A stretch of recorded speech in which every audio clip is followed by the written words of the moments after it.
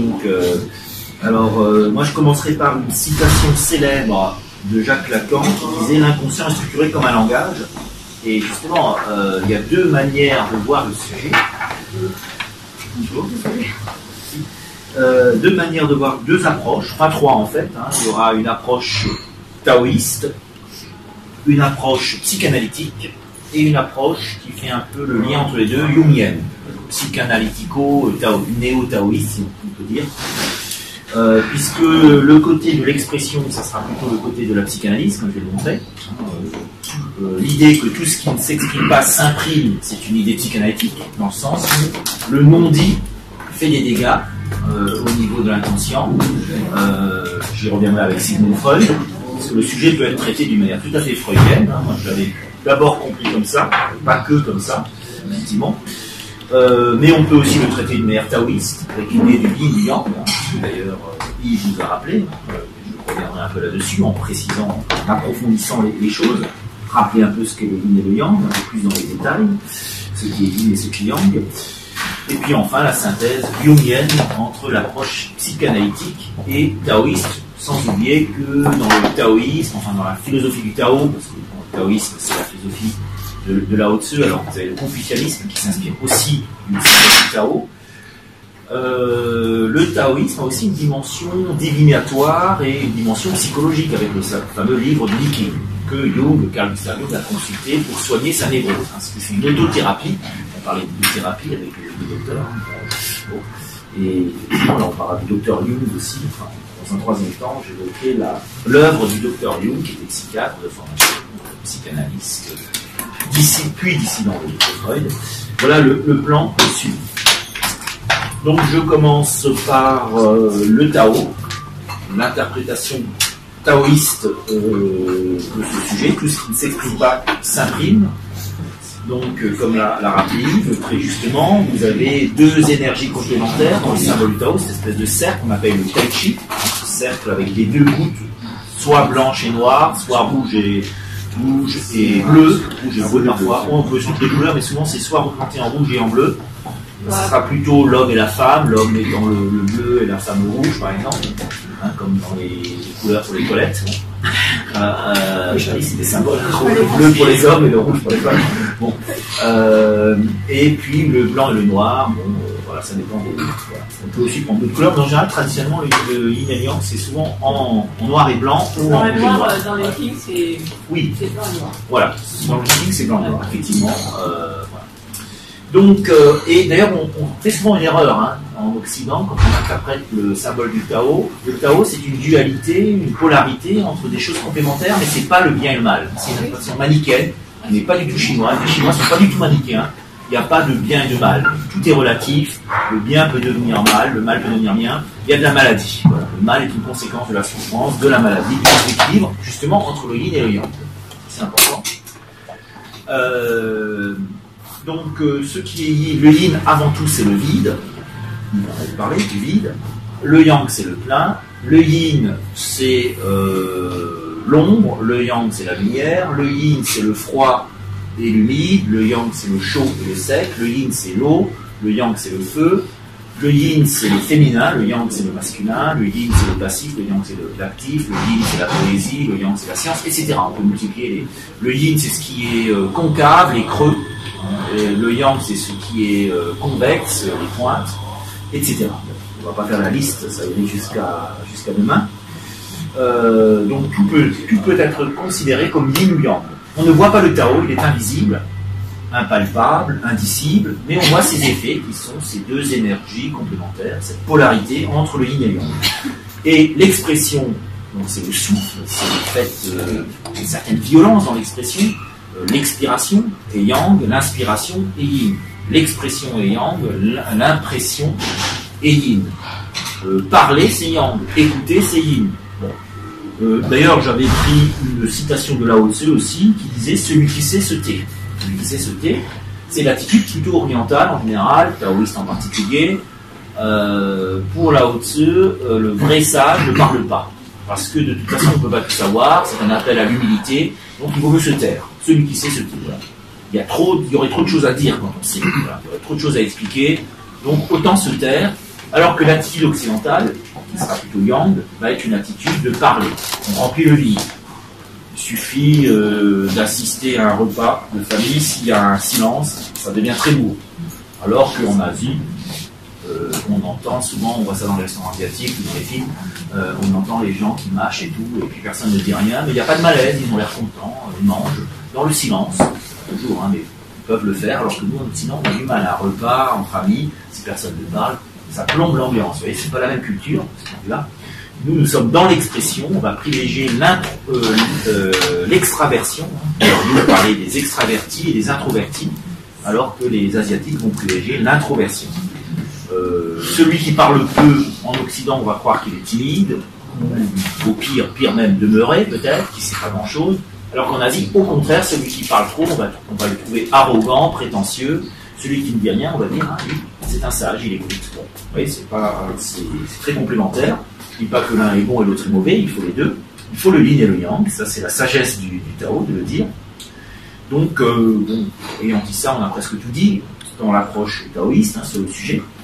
Je vais donc passer, il y aura plus de choses à dire sur l'approche psychanalytique.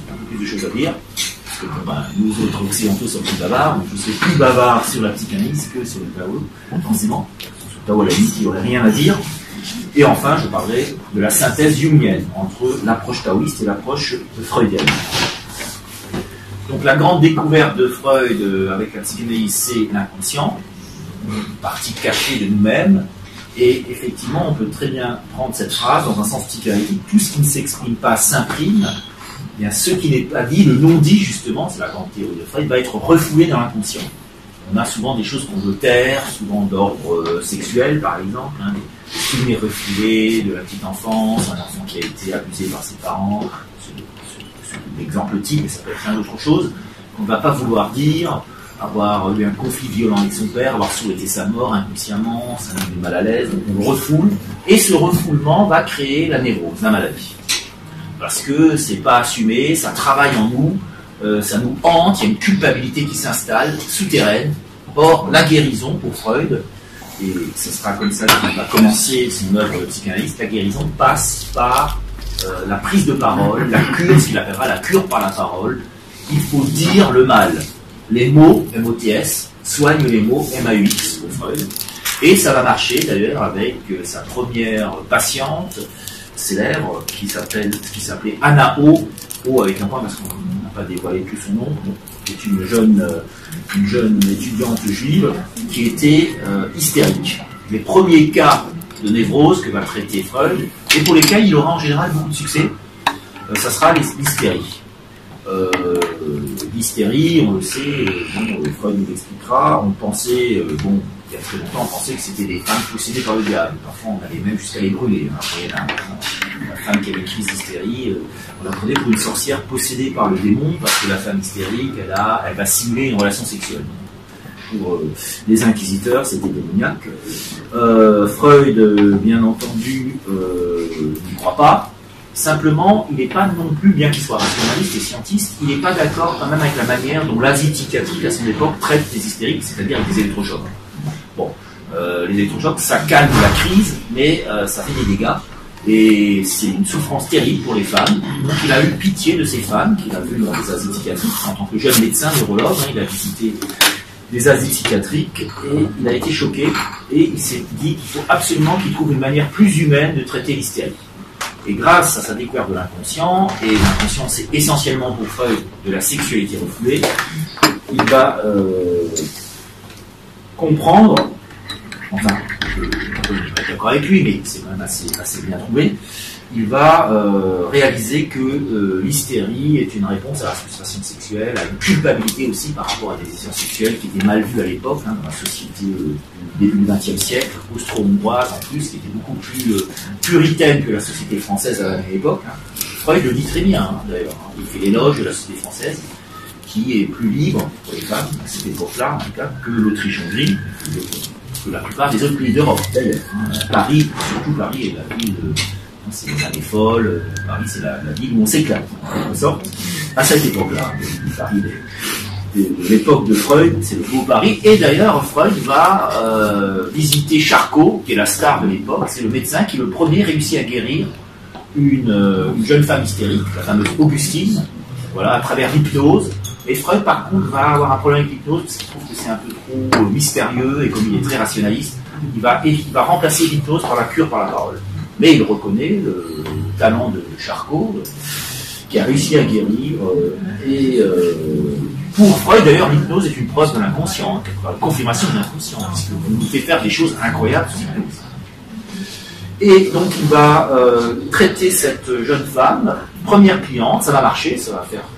Et il y avait un enjeu, pas seulement scientifique, pour Freud, il y avait un enjeu même financier. Hein. Il avait des dettes, il avait été viré de l'ordre des médecins, parce que la psychanalyse, on se dit, c'est quoi ce truc hein, c'est pas passé, en plus d'insister comme ça sur la sexualité, c'est très mal passé, hein. Il s'est fait persécuter, Freud, au début. Et donc, il fait parler cette jeune femme, il lui fait raconter des choses, ses rêves, d'abord, il passe par le rêve, hein, la voix rêve l'inconscient, alors elle a des rêves assez particuliers, de chapeaux de forme, de symboles phalliques, etc. Bon, je passe les détails. Elle en vient quand même à confesser en quelque sorte que son problème, puisqu'elle a des paralysies aussi partielles aux jambes, hein, parce qu'elle somatise, hein, l'hystérie peut être somatisée. Donc Freud, avec beaucoup d'intelligence, va comprendre qu'en fait, cette jeune femme mène une double vie. Elle a dit oui à son père, parce qu'on n'a pas le choix, hein, famille juive, le père voulait la marier, mariage arrangé avec un ami à lui, beaucoup plus âgé qu'elle n'aimait pas. Secrètement, elle entretenait une liaison avec un jeune homme de son âge, hein, il était à la fac de droit de Vienne. Et donc, après ses coups, elle se dépêchait, elle courait pour aller rejoindre son amant rapidement et rentrer à peu près à l'heure, enfin un petit peu en retard, en disant oui, bah, les coups ont duré plus longtemps. Et le père, évidemment, se méfiait. Donc, la paralysie aux jambes, c'était la culpabilité pour Freud. Puisque ça, elle ne pouvait plus aller voir son amant, elle était obligée d'attendre que le carrosse arrive, parce que les familles très riches, le père envoyait un cocher la chercher après les cours. Et donc, alors les parents sont inquiets, ils vont voir des médecins, il n'y a pas de raison organique à sa paralysie. Et puis elle a des crises, effectivement, hystériques, qui font peur. On ne sait pas ce que c'est, on ne sait pas encore très bien ce que c'est à l'époque. Freud accepte de la traiter et elle guérira parce qu'il va mettre le doigt, il va lui faire dire le mal dont elle souffre. Elle va lui confier sa liaison avec son amant. Alors on ne sait pas, l'histoire ne nous dit pas qu'est-ce qui s'est passé après. Lui, son job de psychanalyste, c'est de la guérir. Est-ce qu'après, est-ce qu'elle s'est rangée au désir de son père tout en gardant secrètement la relation avec son amant, ou est-ce qu'elle a osé braver son père et écouter son amant, ou elle s'est résignée à choisir, à se soumettre au père? On n'en sait rien. Hein. On n'a pas eu de... Bon, le but de Freud, c'était simplement qu'elle n'ait plus de crise hystérique. Et donc, de ce point de vue-là, il a réussi, et puis les médias en ont parlé, et c'est même en 1906. Et donc, l'idée centrale dans la psychanalyse, me semble-t-il, c'est que tout ce qui ne s'exprime pas s'imprime et fait des dégâts, au sens négatif du terme. Il faut dire les choses, absolument. Ce qui, d'ailleurs, peut être discutable dans certains cas. C'est vrai en général, bon, les non-dits par rapport à des traumatismes, il vaut mieux crever l'abcès. Ça, c'est une attitude très occidentale, quelque part. Il faut dire les choses, il faut être franc. En Asie, c'est pas du tout ça. D'ailleurs, la psychanalyse a fait un fiasco total en Asie, ça n'existe pratiquement pas. On va dire qu'ils n'en ont peut-être pas besoin parce que leur religion, leur spiritualité sont des thérapies, notamment le bouddhisme. J'ai connu une thérapie très différente de la thérapie psychanalytique, hein, le bouddhisme.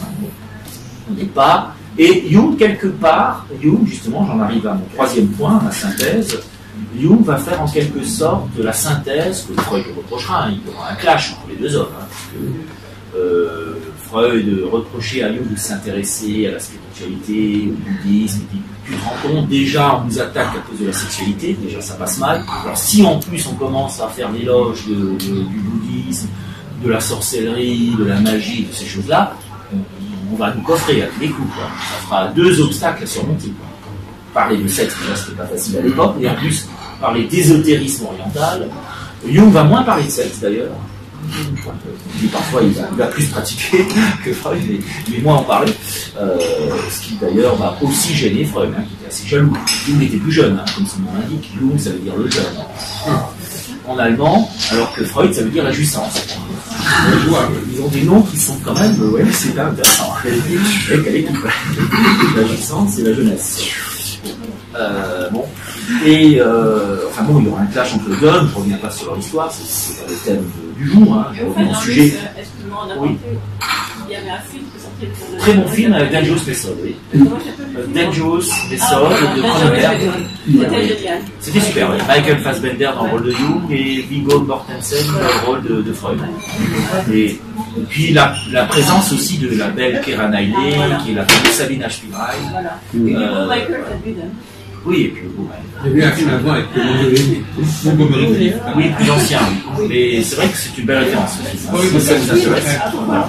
Mais bon, on va revenir au sujet avec You cette fois-ci, dans un troisième temps. Alors, précisons quand même, parce qu'on ne peut pas faire l'économie de la biographie, parce que c'est lié quand même à un psychanalyste qui se prend toujours, enfin, c'est quand même la déontologie qu'il exige, il se prend lui-même comme cobaye de sa propre expérience. Freud a découvert l'inconscient en prenant de la cocaïne. Il avait des douleurs à la mâchoire, il avait un cancer à la mâchoire.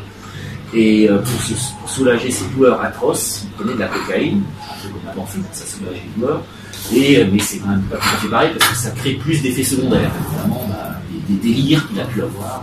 Lui, qui est si rationaliste, il se dit, ça ne peut pas venir de moi, ça vient de quelque chose enfui en moi-même, donc l'inconscient, voilà ce qu'il appelle l'inconscient.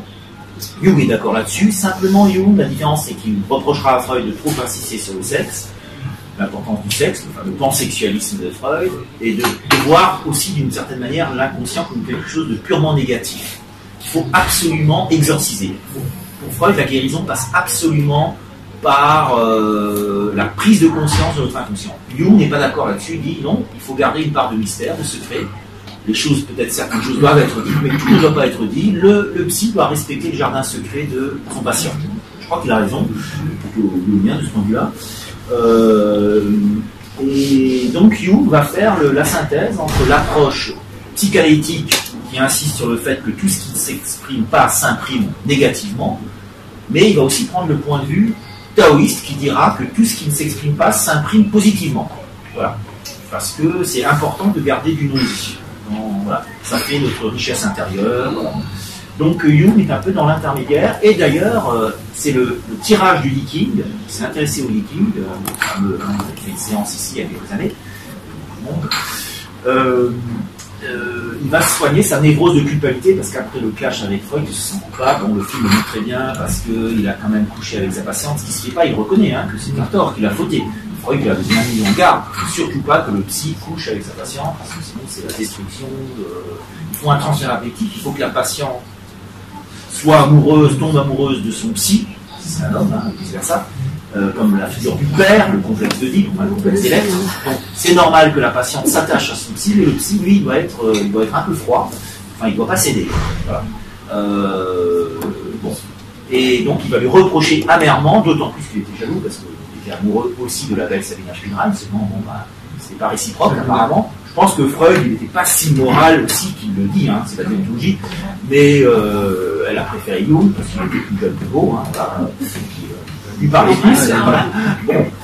Et Freud l'a mal vécu, apparemment. Des jaloux. Oui, ça reste des hommes, sa boîte des génies, ça reste des hommes.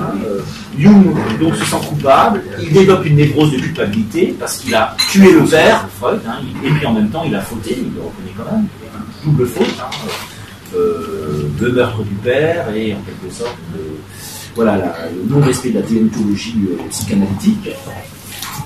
Et il a songé même au suicide à un moment donné, et puis le Liking va le remettre à pied, et va le guérir même, le soigner, une autothérapie par le consultant le Liking très régulièrement. Voilà.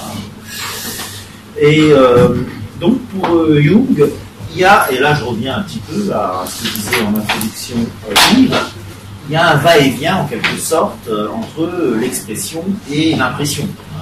Ce que Jung a parfaitement compris.